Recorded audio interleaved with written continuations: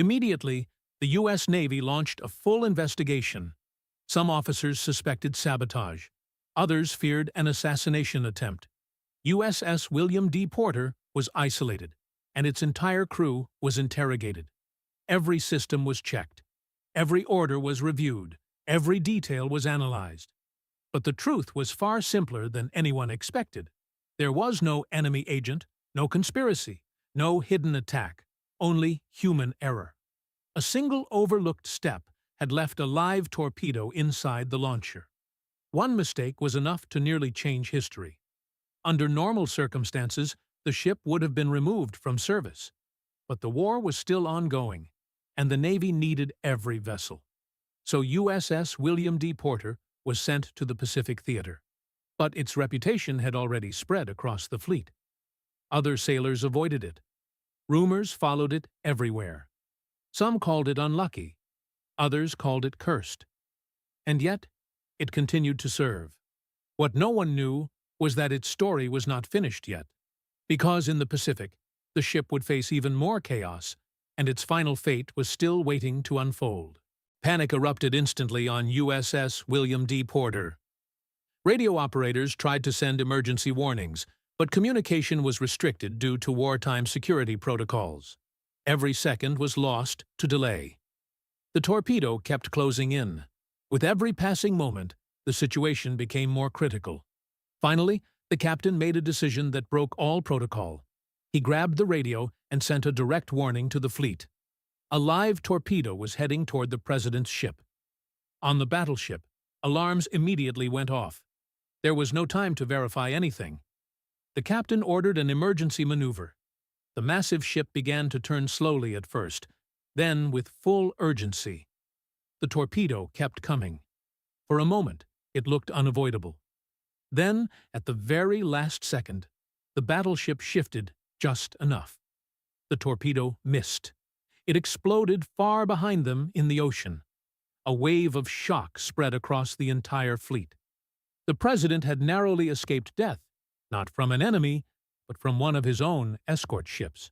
Days later, the fleet began a controlled torpedo training exercise.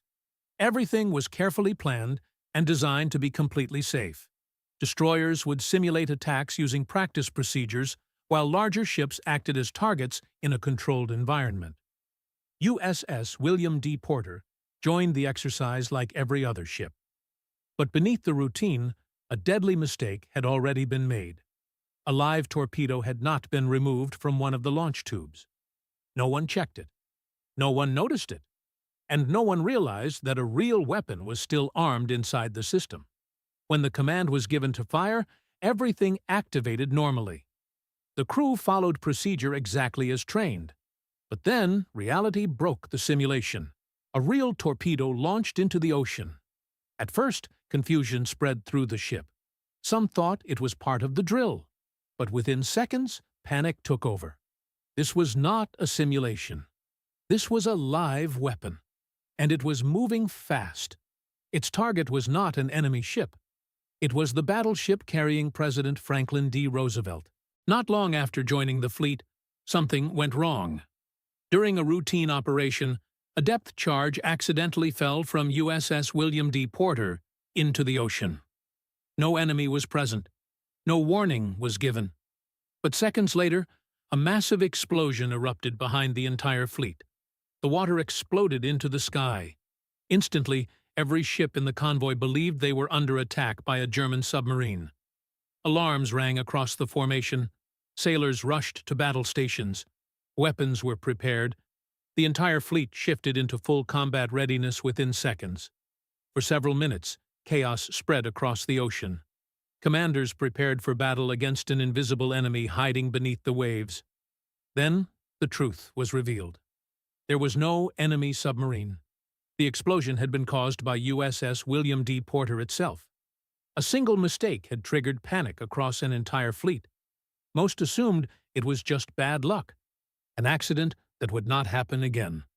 They were wrong. November 1943, the world was fully consumed by war. The Atlantic Ocean had become one of the most dangerous routes on Earth, where enemy submarines could appear without warning and destroy entire fleets in seconds. Every crossing carried the risk of instant death, not from storms, but from unseen enemies beneath the waves.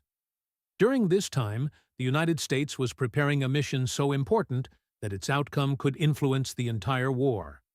President Franklin D. Roosevelt was traveling across the Atlantic to attend a critical wartime conference with Allied leaders. His safety was not just important, it was essential for the survival of the Allied strategy. To ensure nothing went wrong, the U.S. Navy assembled a powerful escort fleet. Battleships, cruisers, and destroyers formed a tight defensive formation around the president's ship. Every sailor understood the truth. They were not just protecting a leader, they were protecting the future of the war itself. Among these ships was a newly commissioned destroyer, USS William D. Porter. At first it seemed completely ordinary. A standard ship, a standard crew, assigned to a standard mission. Nothing suggested that it would soon become one of the most infamous ships in naval history.